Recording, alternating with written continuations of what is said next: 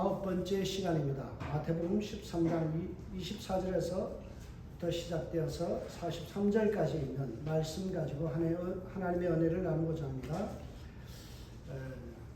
우리가 요즘 비유에 대해서 배우고 있습니다. 비유는 파라볼레, 옆에 나란히 놓다라는 뜻을 가지고 있습니다. 이 옆에 나란히 둠으로 인해서 우리가 연상하게 되고 상상해서 그것을 깨닫게 되는 거죠. 여러 가지 비유에 대한 책들이 있는데요. 버나드 브랜드 스캇이라는 유명한 신학자가 썼던 예수님의 비유라는 책이 있습니다. 이 책에 보면 이 비유를 어떻게 설명하는가 하면 세상 다시 상상하기라고 이야기합니다. 비유는 세상을 다시 상상하는 것이다. 예수님의 비유는 당연하게 받아들이는 세속적이고 낡은 가치관을 완전히 전복시켜서 사람들이 전혀 주목하지 않았던 진리와 통찰력을 갖게 하는 것이 바로 비유의 기능이다라는 거죠. 여러분, 우리가 갖고 있는 기존적인 세계관, 가치관이 있어요. 뭐니 해도 세상에서 돈이 최고다, 머니가 최고다. 이건 우리가 태어나서부터 받아온 교육이고 그것이 가치관입니다. 근데 성경은 그것보다도 더 본질적이고 좋은 것이다. 사람이 떡으로만 살 것이 아니요 하나님의 입에서 나오는 모든 말씀으로 살 것이다. 돈보다 먹는 것보다 더 중요한 게 뭐라고요? 생명의 말씀이다 라는 거죠. 성경이 이와 같이 우리로 하여금 전혀 다른 세계관으로 이끌어 드립니다. 그래서 지금까지 우리가 생각하고 상상했던 그 세계관을 완전히 뒤엎어서 다르게 보게 하는 것이 바로 비유요 성경의 진리입니다. 여러분, 우리가 갖고 있는 천국이 어떤 곳일까요? 여러분, 많은 사람들이 천국은 죽어서 가는 낙원 정도로 생각합니다. 그런데 천국은 죽어서 가는 낙원 정도로 생각해서는 안 됩니다. 세상에서 누려야 될 곳이 바로 천국입니다. 하나님 나라가 어디 있느냐라고 예수님께 물었더니 예수님께서 뭐라고요? 너와 너 사이에 있다. 관계성 속에 천국이 있다. 이 말은 뭐예요? 이 세상에서도 천국을 능히 경험할 수 있다는 거예요. 하나님의 나라는 죽어서 가는 곳이 아니에요. 물론 그곳에 우리가 죽고 나면 천국에 가겠죠. 그러나 이 땅에서도 누려야 될 곳이 뭐냐? 천국이라는 거예요. 오늘 본문에 보면 천국을 하나님의 나라라고 되어 있는데요. 오늘로 보면 바실레이아 톤 우라논이라고 되어 있어요. 바실레이아라는 것은 왕국이에요. 그리고 톤 아르논이라는 말은, 이 말은 마치 하늘에 있는 왕국이에요. 여러분, 왕국이라는 것은 특징이 뭐예요? 왕이 다스린다는 거예요. 여러분, 우리는 하나님이 우리의 왕이시기 때문에 그분이 다스리는 나라가 바로 천국이에요. 내가 이 땅에 살면서 하나님의 통치를 받아들이고 하나님의 통치 방식을 인정하는 것, 그 삶이 뭐예요? 천국의 삶이에요. 죽어서 뿐만이 아니라 이 땅에서 우리는 하나님의 통치 방식을 인정하고 하나님이 우리를 통치하신다는 우리의 왕이라는 사실을 확고히 믿고 살아가면 그것이 천국이라는 거예요. 많은 사람들이 착각해요. 내가 죽고 나면 천국이지. 아니에요. 이 땅에서도 우리는 주님과 더불어서 천국을 누릴 수 있다라는 거죠. 오늘 본문에 보면 24절은 이렇게 시작합니다. 천국은 마치 뭐뭐와 같으니 라고 되어 있어요.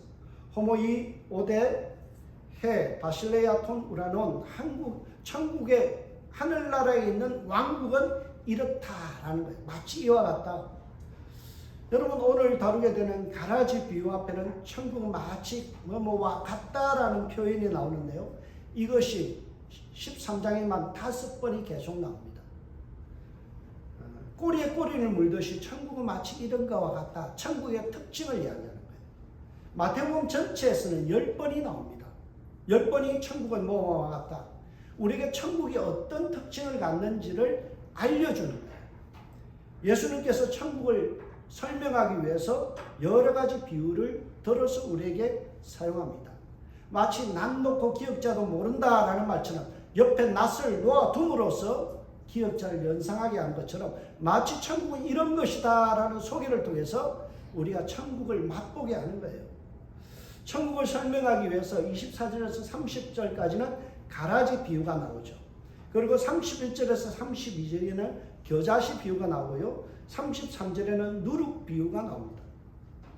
앞에 있는 두 비유, 가라지 비유와 겨자씨 비유는요, 씨 뿌리는 자의 비유처럼 씨가 관련된 내용이고요. 세 번째 비유, 누룩 비유는 가공된 어떤 밀가루나 이런 것을 통해서 부풀어 오르는 것을 우리에게 보여줍니다. 여러분, 천국은 마치 뭐뭐와 같다라고 했는데 무엇과 같은 공통점이 있나요? 여러분, 오늘 비유에는요, 두 가지의 공통점이 있습니다. 첫째는 천국을 다루고 있다는 거예요. 비유는 무엇을 설명한다고요? 천국에 대한 이야기예요. 비유는 무엇을 우리가 깨닫게 하는 기능이에요? 바로 천국에 대한 설명이에요. 여러분, 그리고 나서 두 번째는 뭔가 하면 성장에 대한 이야기입니다.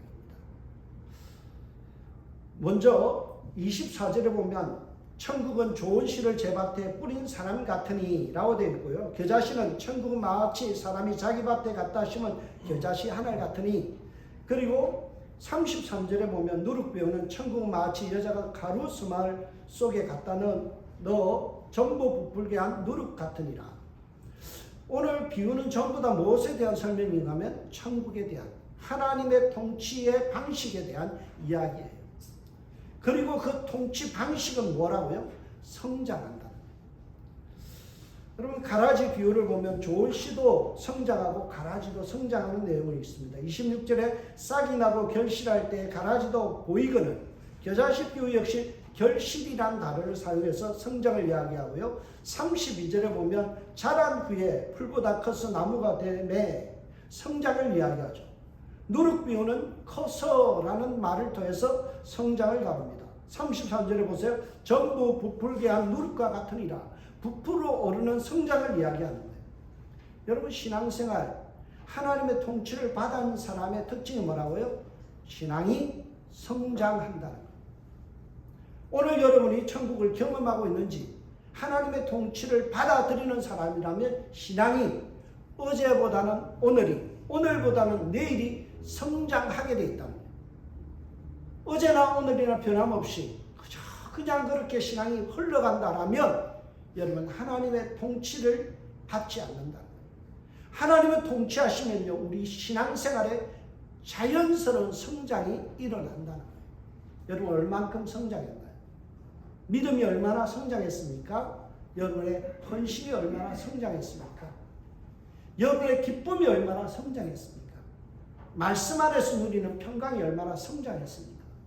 이것이 여러분의 삶에 얼마나 많은 성장의 지표로 나타나느냐가 하나님의 통치를 받고 있는지 안 받고 있는지에 우리의 어떤 모습을 그대로 드러내는 거예요. 내 안에 기쁨이 없다, 평강이 없다, 내 안에 어제보다 오늘 이 주님으로 인해서 말씀으로 충만해지는 것이 없다, 성령 충만하지 않다라면 여러분, 오늘 여러분께서 하나님의 통치를 밀어내고 있다. 여러분, 이 성장을 요구하는 대상이 누군가요? 하나님의 백성, 쉽게 해서 성도들이에요. 38절을 보세요. 밭은 세상이요, 좋은 씨는 천국의 아들들이요, 성장해야 될 씨는 천국의 아들들이라고 이야기합니다. 하나님의 통치를 받는 아들들은 반드시 성장해야 된다. 성도는 성장해야 돼요. 어디까지요? 그리스도의 장성한 분량에까지 이르라. 성장의 목표가 주어져 있어요. 어디까지요? 예수님 닮아가라. 예수님처럼 살아가는 삶을 여러분 동경하고 쫓아가고 노력해라. 그러나 우리의 성장은 속성재배가 아니에요. 성장에는 시간이 필요합니다. 싹이 나고 결실할 때까지는요, 수많은 시간이 필요하다는 거예요. 겨자씨가 자라는 데는 시간이 요구되죠. 누룩 역시 부풀어 오르는 데는 어때요? 시간이 필요합니다. 제가 술빵을 잘 만들어요. 술빵을 만들 때 먼저 이스트를 넣고요, 따뜻한 실온에다 덮어놓고 한 6시간, 8시간 지나야 부풀어 올라요. 여러분, 그냥 이스트 넣는다고 바로 부풀어 오르지 않아요. 겨자씨를 심는다고 해서 바로 열매가 맺혀지고 큰 나무가 되는 게 아니에요. 시간이 필요하다는 거예요. 그래서 여러분 주위를 보면 뭐 하게 돼요? 실망하게 되죠. 왜요? 아니 권사님에 대해서 저렇게 성숙하지 못하냐? 왜 이렇게 성장하지 못했냐? 믿음이 없냐? 왜 이렇게 저렇게까지 아직도 어린아이 같은 신앙이냐? 우리는 실망하게 되지만 여러분 하나님은 어떤 분이에요? 참고 기다리심, 인내하심으로써 우리의 성장을 기대하시는 거예요. 여러분 실망하지 마세요. 하나님께서 만들어 가신 줄 믿습니다. 여러분의 모난 모습 그리고 정말 아직까지도 미성숙한 그 모습도 하나님은 다듬어 가시고 성장케 하신다라는 거예요. 그래서 우리에게는 희망, 소망이 있습니다. 여러분 누가복음 8장 15절에 보면 옥토에 뿌려진 씨에 대한 내용이 있습니다. 여러분 옥토에 그냥 씨를 뿌린다고 해서 좋은 밭에다가 씨를 뿌린다고 해서 바로 성장한 게 아니더라는 거예요. 좋은 땅에 있다는 것은 착하고 좋은 마음으로 말씀을 듣고 지키어 인내로서 결신하렵니다. 인내로서 결신하라. 여러분 아무리 마음밭이 좋아도요, 내가 시간이 걸린다는 거예요. 사람들 천성적으로 마음밭이 좋은 분이 있어요. 은혜 받은 분이 있어요. 그러나 그 사람 역시도 좋은 밭에서 30배, 60배, 100배의 결실을 맺기 위해서는 뭐가 필요하다고요? 성장하는 시간이 필요하다. 그래서 우리는 뭐 해야 돼요? 기다려주고 응원하는 거예요.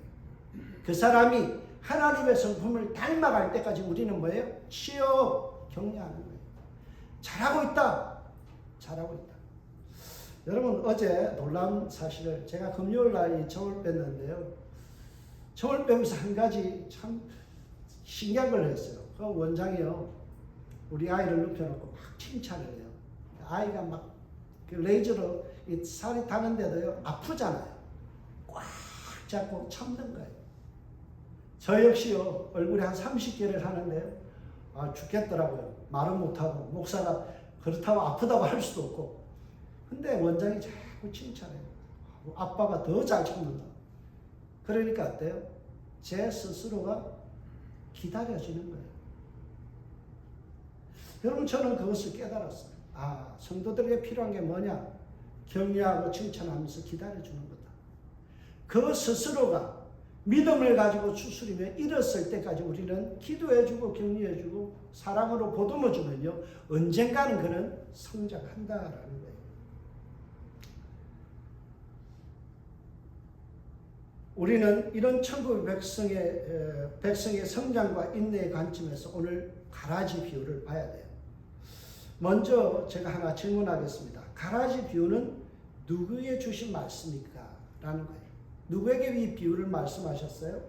지금 성장을 요청하는 대상이 누구냐라는 것을 보면 오늘 앞에 있는 씨 뿌리는 자의 비유와 다르게 오늘 본문은 무리들에게 주어진 말씀이에요. 네 가지 밭의 비유는 10절과 24절의 청중은요, 무리가 아니라 제자들로 되어 있어요. 근데 24절부터 33절의 비유들은요, 전부 다 그들이 누군가 하면 무리들로 되어 있어요. 그것을 어떻게 알 수 있는가 하면 34절에 보면 예수께서 이 모든 것을 무리에게 비유로 말씀하시고 라고 되어 있죠. 비유가 아니면 아무것도 말씀하지 아니하셨으니 라는 말씀입니다. 저는 여기서 한 가지 궁금증이 났어요. 여러분 신약 성경에서 무리는 항상 주님 편이 아니었어요. 꿀만 빨아먹고 도망가는 그런 존재들이었어요. 오병이의 기적을 일으켰을 때 주님 옆에서 맛있게 배물리 먹고 나서요, 예수님 십자가 질 때 어때요? 돌을 던지면서 예수님을 십자가에 못 박으라고 했던 사람들이 무리예요. 불신앙과 불순종의 그룹들이 무리들인데 왜 예수님은 그들에게 이 귀한 천국에 대한 설명을 했을까? 비유로 말씀하셨을까? 그것도 한 번이 아니라 세 차례나 거듭거듭 주님께서 비유를 들어서 왜 알아듣지도 못하는 그들에게 말씀하셨을까라는 겁니다. 왜 그랬을까요? 알아듣지도 못하고 배반하는 그 무리들에게 예수님은 왜 이 말씀을 듣게 하셨을까? 저는 거기에 대한 해답입니다. 그것은 바로 너치 효과라는 건데요. 너치라는 말은요, 슬쩍 옆구리를 쿡 찌르다 그런 뜻이에요. 그러니까 옆에 있는 사람을 쿡 찔러서 알아들을 수 있도록, 알아차릴 수 있도록 하는 것이 넛지었다라는 것입니다. 여러분, 지금 표면적인 청중은 무리들이에요. 그러나 소기의 경일기처럼 알아들을 수 없는 자들이 무리들이에요. 그러면 그 무리들 옆에 누가 있어요? 제자들이 있죠. 그러니까 이 말씀을 통해서 본질적으로 무리에게 하신 말씀이 아니라 알아듣게 하시려고 제자들에게 하신 말씀이라는 거예요. 때로는 성경의 말씀이 청중을 향하여 말씀하는 것 같지만 사실은 제자들에게 하시는 말씀. 대표적인 게 산상수훈이죠. 산상수훈에 보면 많은 사람들이 몰려들어서 주님의 말씀을 듣지만 그 말씀을 이해하지 못해요. 그 말씀은 본질적으로 누가 알아차리라는 거예요? 주님의 제자들이 알아차리라는 겁니다. 그래서 36절에 보면 이 점을 명확하게 드러내요. 이에 예수께서 무리를 떠나서 집에 들어가시 제자들이 나와서 이르시되 밭의 가라지의 비유를 우리에게 설명하여 주소서. 오늘 성경의 말씀이 분명하게 제자들이 나와서 이르되 밭의 가라지의 비유를 우리에게 설명하여 주소서라고 말씀합니다. 그러니까 제자들만이 알아들을 수 있는 영적 안목이 열려있기 때문에 오늘 가라지의 비유에 대한 설명을 해달라고 요청합니다. 넛지 효과가 제대로 먹혔다는 거예요. 여러분, 알아들을 수 없는 무리들은요, 주님께서 이렇게 가라지 비유와 여러 가지 세 가지 비유를 말씀하셨지만 전혀 궁금증이 없어요. 알아볼 생각도 없어요. 그러나 제자들은 주님이 쿡 찌르는 말씀에 알아차리고 주님, 이 가라지 비유가 무슨 뜻입니까? 라고 묻기 시작했다는 거예요. 24절에 보면 예수께서 그들 앞에 또 비유를 들어 이르시되 천국은 좋은 씨를 제 밭에 뿌린 사람과 같으니 라고 말씀하죠. 여러분, 제자들로 규정되는 이 백성, 하나님의 백성, 천국 백성들에게 교훈을 주시기 위하여 가라지 비유는 베풀어졌습니다. 그래서 주님께서 이것은 격려하시기 위하여 그리고 그들을 취업하시고 뭔가 깨닫게 하실 요량으로 지금 이 가라지 비유는 제자들에게 주어진 거예요. 그것을 어떻게 할 수 있어요? 마태를 사용한 비유를 들어 이르시되 라는 말씀에서 우리는 짐작할 수 있어요. 여러분, 비유를 들어 이르시되, 이 말은 주님께서 그냥 비유로 말씀하셨다라는 의미도 있지만은 이 단어 이르시다라는 말이 참 중요한 말인데요. 파라티데미라는 이 단어의 뜻은요, 어떤 뜻이냐면 제시하다라는 뜻도 있지만 음식을 제공하다라는 뜻입니다. 그러니까 주님께서 지금 비유의 말씀을 백성들에게, 제자들에게 뭐예요? 마치 음식을 차려서 제공하듯 잔치상을 벌려놓고 하나님의 말씀의 잔치로 초대하듯이 주님께서 지금 비유의 말씀을 설명하셨다. 주님의 마음은 어떤 거예요? 야, 그것도 못 알아들어? 제자식이나 돼가지고 그것도 이해 못해 라고 혼내는 것이 아니에요. 주님은 지금 깨닫기를 원하셔서 말씀의 잔치를 벌려놓고 지금 초대하시는 거예요. 그래서 말씀의 잔치상을 차려놓고 배불리 먹이시는 예수님을 우리는 상상해야 됩니다. 지금 주님은 가라지 비유를 통해서 타이르듯 말씀하십니다. 예수님께서 친절하게 비유를 통해서 먹이시려는 엑기스의 말씀의 핵심이 뭔가요? 천국 백성은 성장한다는 거예요. 천국 백성은 행동한다는 거예요. 여러분, 오늘 본문 31절을 보요. 좋은 씨는 제 밭에 뿌린 사람, 그가 누구예요? 37절에 보면 씨를 뿌린 사람은 인자 곧 예수입니다. 여러분, 우리의 삶이, 믿음이 그리스도의 장성한 분량에까지 이르러야 되는데, 그러면 이 말의 뜻은 뭐예요? 우리의 삶의 모델과 표준은 누구라고요? 예수 그리스도라는 거예요. 예수님을 설명하면서 뭐라고 해요? 좋은 씨를 제 밭에 뿌린 사람. 뭐 하는 사람이에요? 행동하는 사람. 말로만 하는 것이 아니라 씨를 직접 뿌리는 거예요. 성경에 그런 말씀 있죠? 눈물을 흘리며 씨를 뿌리는 자는 기쁨으로 단을 거둔다. 뿌리지 않으면 뭐예요? 없다라는 거죠. 신앙은 성장하기 위해서는 우리가 헌신하고 행동해야 되는 거예요. 행동하지 않는 신앙은 결코 성장하는 신앙이 아니에요. 올해 표를 거룩한 제 헌신으로 라는 말씀으로 시작합니다. 거룩한 제 헌신. 우리가 주님 앞에서 다시금 그 젊은 날의 뜨거움, 그 젊은 날의 열정, 그 젊은 날의 헌신, 그 젊은 날의 기도, 그 젊은 날에 주님 앞에 쏟아냈던 그 눈물의 헌신, 그것을 다시금 일으켜야 된다. 그것이 뭐예요? 우리가 살아있는 신앙, 주님의 통치를 받는 사람은 행동으로 자기의 성장을 증명하는 거예요. R.T. 프랜스라는 유명한 신학자가 오늘 본문을 이렇게 이야기합니다. 천국은 사람 같은 것이 아니라 행동의 결과로 나타나는 상황과 같다. 행동의 결과, 그게 뭐라고요? 천국. 여러분, 하나님의 통치를 받아들이는 사람은 행동으로 증명합니다. 행동으로 증명합니다. 여러분, 주님께서 우리에게 하시는 내 이웃을 내 몸같이 사랑하라, 그 말씀을 들었어요. 그리고 하나님의 통치를 받는 사람은 뭐 할까요? 행동으로 사랑을 표현하는 거죠. 온유하라라는 주의 말씀을 들었으면 어때요? 주의 통치를 받는 사람은 그렇구나 깨닫는, 머리로서 깨닫는 신앙이 아니라 어때요? 그 말씀을 나의 삶에 온유함으로 실천해내는 거예요.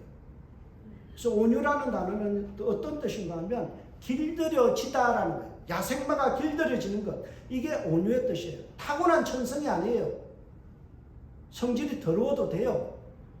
안 좋은 집에서 태어나고 좋지 않은 환경에서 자란 사람은요, 거칠어요. 그건 문제 없어요. 야생마 같은 사람이 있어요. 그게 문제가 되지 않아요. 뭐가 문제가 돼요? 얼마만큼 주의 말씀 앞에 순종함으로써 온유해졌냐, 길들어졌느냐 하는 거예요. 여러분, 타고난 천성을 말하는 게 아니에요, 성경은. 좋지 않은 환경에서 거칠게 살아온 사람은 어때요? 그 사람은 터프해요. 욕을 입에 달고 살 수 있어요. 그 사람이 10마디 욕하다가 요즘 들어서 2마디로 줄였다. 그게 더 거룩한 거예요.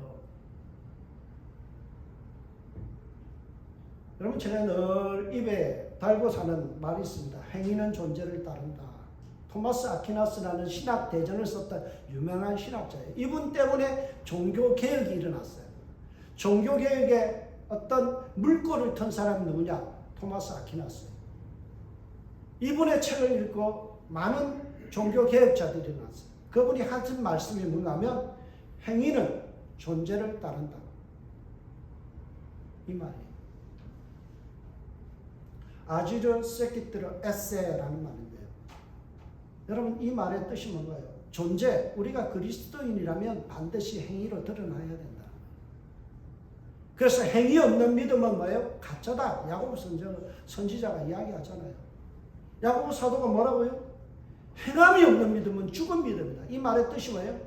바로 행위는 존재를 따른다는 거예요. 우리가 주님의 통치를 받고 주님의 다스리심을 받는 사람이라면 우리의 삶에서 성장하는 모습, 성숙한 모습, 순종하는 모습이 저절로 드러나야 된다는 거예요. 행동하는 신앙, 성장하는 신앙은 항상 그러나 방해꾼이 있다는 것도 우리는 염두에 둬야 됩니다. 오늘 본문에 보면 사람들이 잘 때 그 원수가 와서 곡식 가운데 가라지를 덧뿌리고 갔더니 라고 이야기합니다. 사단 마귀가 곡식 가운데서 가라지를 덧뿌렸다라는 거예요. 여러분, 문제는 이 가라지와 밀이 서로 구분이 잘 안 된다는 것에 있어요. 가라지 잎이 밀과 비슷하지만 약간 가늡니다. 이게 가라지와 그리고 밀의 차이입니다. 비슷하게 보이지만 처음에 자랄 때는 거의 똑같아요. 자란 후에는 이렇게 차이가 납니다. 이 싹이 맺힐 때까지는 거의 구분이 안 돼요. 싹이 나고 결실할 때의 가라지도 보이거늘 오늘 성경은 이야기하죠. 결실할 때가 되어야만 분간이 되어져. 그런데 이것이 내 스스로가 누군가가 그냥 자라난 자연적으로 이것이 독보리 가라지가 난 것이 아니에요.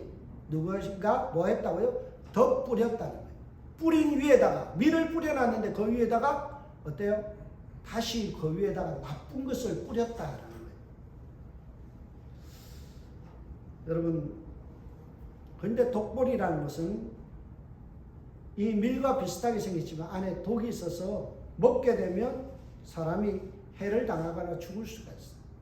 로마법에 의하면 보복을 위해서 누군가가 남의 밭에다 독보리를 뿌리는 행위는 처벌의 대상이에요. 그만큼 독보리는 나쁜 거예요. 그런데 어떤 사람이 있다고요? 남의 밭에 가서 심술 나쁘게 내가 보복하기 위해서 밀농사 짓는데 그 위에다가 그냥 독보리를 뿌려버리는 거예요. 그런 사람들이 있었다라. 여러분, 이런 사람 되지 않기를 주 여러분 부탁드려요. 심보가 나쁜 사람들이 있어요. 남들 은혜 받는 거 방해하는 사람도 있고요. 남들이 잘 되는 거 빼앗아는 사람도 있고요. 남이 잘 되는 것에다가 고춧가루 뿌리는 사람들이 있어요. 그런데 이것은 누군가가 의도적으로 뿌렸다는 것이 문제죠. 그건 뭐예요? 농사를 방해하고자 하는 세력이 있다는 거예요. 이것을 우리의 신앙에 적용해 보면 우리의 신앙이 성장하고 성숙해지는데 방해하는 세력이 있다라는 거예요. 오늘 성경은 이 세력에 대해서 이렇게 합니다. 주인이 이르되 원수가 이렇게 하였구나. 원수가 누구라고 이야기합니까? 사단 마귀. 39절에 보면 가라지를 뿌린 원수는 마귀요라고 분명히 우리에게 제시하고 있습니다. 그들이 하는 일이 41절에 보면 그들이 그 나라에서 모든 넘어지게 하는 것과 불법을 행하는 자들을 거두어 내어라는 말씀이죠. 그러니까 사단 마귀가 하는 일은 두 가지입니다. 사람을 넘어지게 하는 것, 불법을 행하게 하는 것. 여기서 중요한 말 두 가지가 나옵니다. 사단 마귀는 우리를 어떻게 성장하지 못하게 하느냐? 넘어지게 만들므로. 넘어지다라는 이 말이 참 재밌어요. 어떤 말이냐면 스칸달론이라네요. 여기서 나온 영어가 뭐예요? 스캔들이에요. 스캔들. 그러니까 성도의 신앙을 넘어지게 하는 게 뭐예요? 스캔들이에요. 많은 사람들이요, 이 나쁜 스캔들에 의해서 넘어지는 거예요. 여자 문제, 돈 문제, 명예 문제, 이런 스캔들 때문에 어때요? 신앙이 넘어져요. 정말 성숙하고 신앙이 좋은 사람들이 한 방에, 우리 목회 세계에서 그런 말이 있어요. 한 방에 훅 간다. 한 방에 훅 간다. 제 동기 중에서 가장 똑똑하고요, 설교를 정말 잘하고요, 영성이 깊은 우리 동기가 있었어요. 여자의 꼬임에 넘어갔어요. 가정 파탄 나고요. 결국에는 목회를 한동안 쉬었어요. 그리고 우리 교단에서는 이혼당하면 출교니까요, 파직됐어요. 정말 연세대에 나오고 너무나 똑똑해요. 말씀의 깊이가 너무 깊었어요. 그런데 한 방에 훅 가더라고요. 여러분, 우리 신앙인들이요, 이 스캔들, 사단 마귀가 우리로 하여금 스캔들을 통해서 우리를 넘어뜨립니다. 이거 조심해야 돼요. 해악을 끼치는 존재가 있어요. 두 번째 보면 뭐라고요? 여기에 보면 불법을 행하는 자.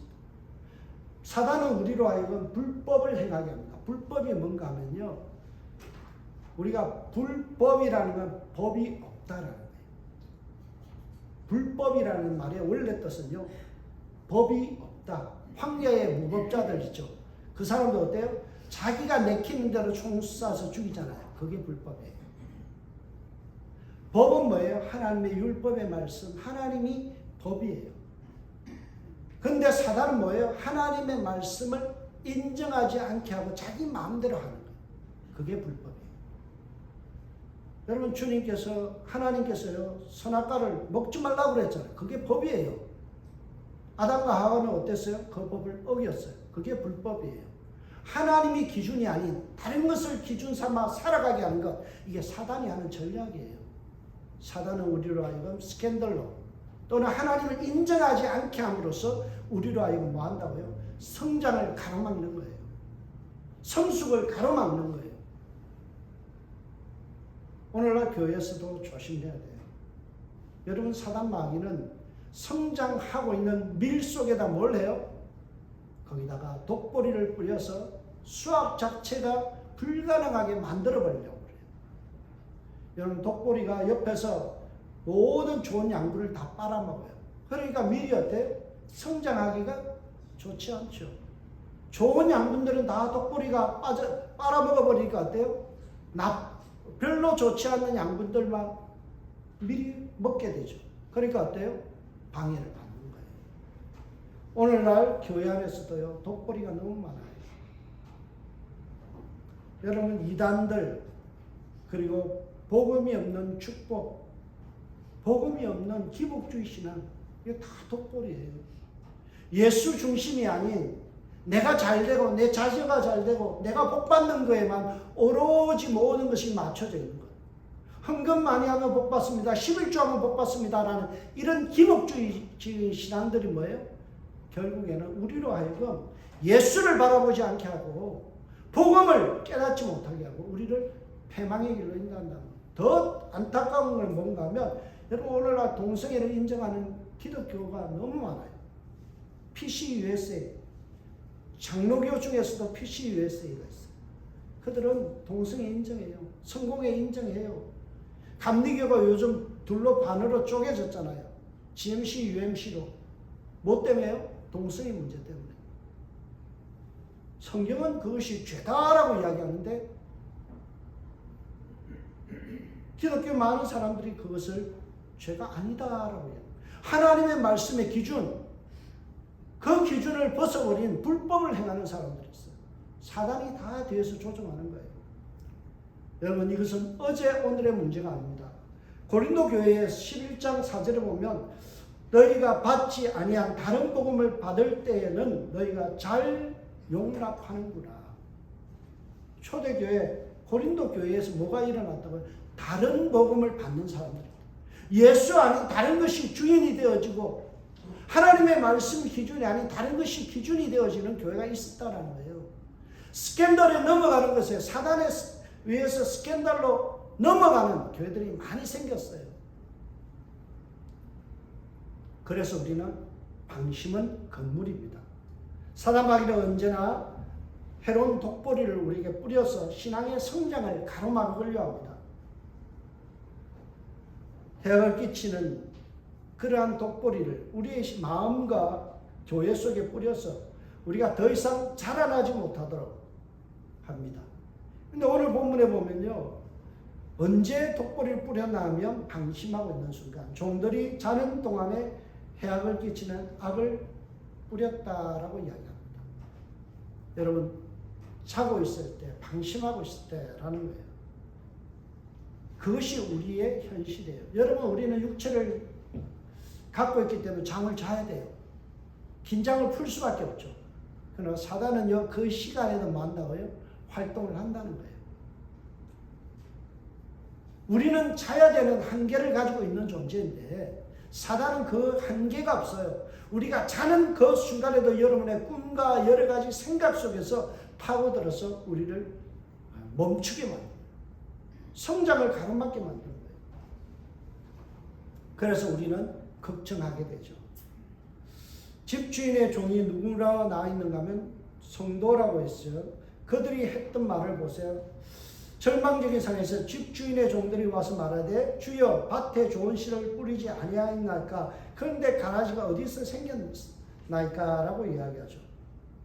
그런데 가라지가 어디서 생겼나이까 라고 하면서 안절부절 못합니다. 그리고 원인을 분석하려 듭니다. 성급하게 문제를 해결해야 됩니다. 그래서 뭐라고요? 그러면 우리가 가서 이것을 뽑기를 원하시나이까. 여러분, 종들이 그럴 능력이 없어요. 타락한 인간은 결코 그럴 능력이 없습니다. 핀셋으로 전격의 하나하나의 독보리를 뽑아낼 만큼 처리할 능력이 없어요. 그러면서 성급하게 내가 할 수 있다라고 목소리를 높이면서 나를 보내서 밭에서 가서 이 독보리를 빼게 해달라는 거예요. 그럴 능력이 없는 존재가 그 일을 하겠다는 게 인간입니다. 여러분, 우리 속에 불법과 스캔들의 유혹들은요, 우리 스스로가 해결할 수 없어요. 인간은 무능한 존재입니다. 죄로부터 물들어 있기 때문에 어때요? 타락한 본성을 지니고 있는 인간은 스스로가 그 문제를 해결할 수 없음에도 어떻게 해요? 교만한 태도를 보이는 거예요. 나는 할 수 있습니다. 내가 독보리를 뺄 수 있습니다. 내가 이 문제 처리할 수 있어요. 이게 교만이에요. 여러분, 우리 속담에 겁먹은 개가 크게 짖는다라는 말이 있죠. 우리의 힘과 능력으로는 결코 이 문제를 사단을 이길 수 없고 독불의 문제를 해결할 수 없음에도 불구하고, 그러면 우리가 가서 이것을 뽑기를 원하시나이까라고 목소리를 높이는 게 인간의 내면이에요. 무능하기 짝이 없고 죄의 문제를 해결할 수 없음에도 불구하고 인간은 목소리를 높여서 어떻게 내가 할 수 있어요. 나 거룩해질 수 있어요. 나는 뭔가를 할 수 있어요. 아니, 인간은 그럴 능력이 없습니다. 오직 성령의 능력으로만 우리가 마귀를 제어할 수 있는 줄 믿습니다. 그래서 우리는 전적으로 하나님의 능력을 의지하는 사람입니다. 여러분, 우리 홈페이지에 들어가 보면요, 첫 앞 한면에 뭐라고 나왔어요? 오직 성령의 능력과 나타나심으로, 오직 성령의 능력과 나타나심으로 우리 교회는 운영돼야 돼요. 오직 성령의 능력과 나타나심만이 우리 교회가 나아갈 방향이에요. 인간의 지혜가 아닙니다. 지식이 아닙니다. 우리의 능력이 아닙니다. 우리가 그럴 능력이 없어요. 우리 교회를 부흥시킬 힘이 없어요. 여러분, 오직 교회의 부흥과 성장은 누구에게 달려있어요? 오직 성령의 도우심이에요. 우리 인간의 죄성의 문제를 해결하고 우리 삶에 뿌려진 이 독보리를 뽑아낼 수 있는 능력은 오직 하나님밖에 없다는 거예요. 그래서 능력 받으신 하나님은요, 예수님을 결코 서두르지 않으셨어요. 예수님께서 하신 말씀을 보세요. 주인이 이르되 가만두라, 가만두라, 냅둬. 왜 이렇게 하셨을까요? 첫째는 예수님은 악을 이길 자신이 있기 때문이고, 두 번째는 천국 백성을 보호하기 위해서요. 오늘 가라지를 뽑다가 곡식을까지 뽑을까 염려하노라 라고 말씀하죠. 예수님은요, 이 독보리를 제거할 능력이 있어요. 또한 뭐가 있어요? 예수님의 관심은 어디에 있어요? 가라지 뽑다가 괜히 곡식까지 뽑는 그런 우매한 짓을 하지 않게 하시기 위해서 주님은 가만두라는 거예요. 섣불리 아까 싸우다가 알곡 성도까지 다칠 수 있다는 거예요. 여러분, 여러분들께서 누군가의 허물과 죄를 보거든요, 지적하지 마세요. 그거는 지혜로운 게 아니에요. 우리는 그것을 말로서 교정시킬 능력이 없어요. 우리는 우리의 지혜를 가지고 그 사람을 타이른다고 해서, 그 사람에게 지적한다고 해서 그 사람이 바뀌지 않습니다. 근데 우리 속에 뭐가 있어요? 내가 말하면 저 사람 들을 거야 라는 아주 깊은 착각이 있어요. 내가 그만큼의 능력이 있는 줄 알아요. 내가 성령 충만한 줄 알아요. 아니에요. 우린 그럴 능력 없습니다. 나의 말과 나의 설득력으로 결코 사람을 변화시키지 않습니다. 섣불리 괜히 가서 권면하다가 사람의 영혼을 다치게 만들어요. 그래서 주님께서 가만둬라. 때가 되면 주님께서 하신다는 거예요. 예수님의 관점은요, 악이 어떻게 처리되느냐보다 뭐가 더 관심이 있어요? 하나님의 백성 알곡이 다치지 않는 것에 있어요. 여러분, 이 점이 정말 중요해요. 주님의 관심이 어디에 있다고요? 한 명의 영혼도 실족지 않게 하는 것. 소자 하나도 다치게 하지 않는 것, 그것이 주님의 뜻이래요. 오늘날 많은 사람들은 교회를 바로잡기를 원해요. 틀린 것을 교정하기를 원해요. 아니에요. 가만두라는 거예요. 내가 한다. 은혜 주면요, 정말 세상에서 타락하고 더러운 본성을 가진 사람도 어느 날 아주 아름다운 인격으로 바뀌어져요. 그것을 주님이 하실 일이에요. 우리가 괜히 나서서 가라지 뽑다가 알곡같이 다치게 하는 일은 없어야 된다는 거예요. 그래서 오늘 그 교훈을 주기 위해서 가라지 비유에서 중요한 단어를 씁니다. 오늘 본문에 보면 가라지를 뽑다라는 단어가 나오는데요, 슐레곤 테스라는 단어예요. 가라지를 뽑는 행위를 어떻게 설명하는가 하면 모아서 훑어버리다. 여러분, 알곡이 쭉 있으면 어때요? 알곡이 여러 곳에 있는 것이 아니라 끝부분에 있잖아요. 그러면 손을 가지고 이렇게 쑥 훑어버리면 어때요? 알곡만 모아지죠. 독보리도 어때요? 끝에 부분 이싹만 잡고 싹 훑으면 어때요? 이게 독보리를 전부 다 제거할 수 있다. 여러분, 주님은요, 괜히 뿌리째 뽑다가 옆에 있는 밀 이삭까지 뽑을까 그걸 걱정하셨다. 독보리 하나 뽑다가 괜히 좋은 성도 하나 잃을까 그거 걱정하셨다. 여러분, 이 걱정을 우리가 생각한다면 어떻게 살아야 될까요? 교회 안에 독보리가 뿌려져도요, 냅두세요. 사람들이 조금 부족하고요, 문제를 일으키고 그래도 어때요? 냅두세요. 주님께서 알아서 훑으시듯이 훑어냅니다. 그게 주님의 능력이에요. 여러분, 주님의 일하심을 믿는다면, 주님의 능력을 믿는다면 우리가 주위에 있는 사람, 불편하게 하는 사람, 부족한 사람들 볼 때 기도하고 기다려주는 거예요. 그러면 하나님께서 고쳐가시는 거예요. 우리는 그럴 능력이 없다는 것을 인정하고 사는 거예요. 그렇다고 절망할 필요가 없어요. 왜냐하면 하나님께서 결코 악을 방치하지 않으시기 때문에 그래요. 종말이 되면 예수님께서 사단 마귀가 뿌려놓은 독보리를 모아다가 다 불에 태우신다는 거예요. 둘 다 추수 때까지 함께 자라게 두라. 추수 때에 내가 추수꾼들에게 말하기를 가라지는 먼저 거두어 불서르게 단으로 묶고 곡식을 모아 내 곳간에 넣게 하리라. 여러분, 주님의 때가 되면 주님께서 악은 전부 다 처단하고 주님께서 하실 일들 행하십니다. 예수님을 메시아로 받아들이지 않는 가라지 같은 신앙은 결국 지옥에 불태우십니다. 하지만 성도는 결코 지옥 갈 일이 없습니다. 알고는 어디요? 곳간으로 모아드립니다. 천국으로 인도한다. 여러분, 오늘 본문은 이런 메시지를 전달합니다. 네가 알곡이냐? 주님께서 뿌려놓은 밀이냐? 알곡이냐? 그러면 낙심하지 말아라. 옆에 독보리가 많이 기성을 부려도 걱정하지 마라. 하나님의 경륜은 결코 실패하지 않는다. 하나님께서 모든 것을 능력을 가지고 독보리를 솎아내시고 훑어서 버리시고 그리고 정말 알곡들만 모아서 천국으로 인도하신다. 그것이 하나님의 능력이다. 하나님의 통치를 받는 사람은 두려워할 것이 없다. 주님께서 인도하시고 책임지신다. 그걸 로마서는 뭐라고 이야기해요? 영화에까지 주님께서 견인의 은혜로 함께 하신다. 사랑하는 우리 믿음의 동역자 여러분, 우리 주위에는 많은 독보리가 자랍니다. 교회를 방해하고요, 사단 마귀가 독보리를 뿌려서 우리의 믿음의 형제들을 힘들게 하고요, 스캔들 그리고 불법을 통해서 우리를 넘어지게 만들고 주님을 떠나가게 만들고 그런 일들을 획책하지만 주님의 일하심, 주님의 능력, 주님의 경륜, 주님의 견인의 은혜는 변함이 없습니다. 오늘도 여러분을 붙들고 신실하게 움직이시는 그 하나님의 손길을 의지하고 살아가시길 바랍니다.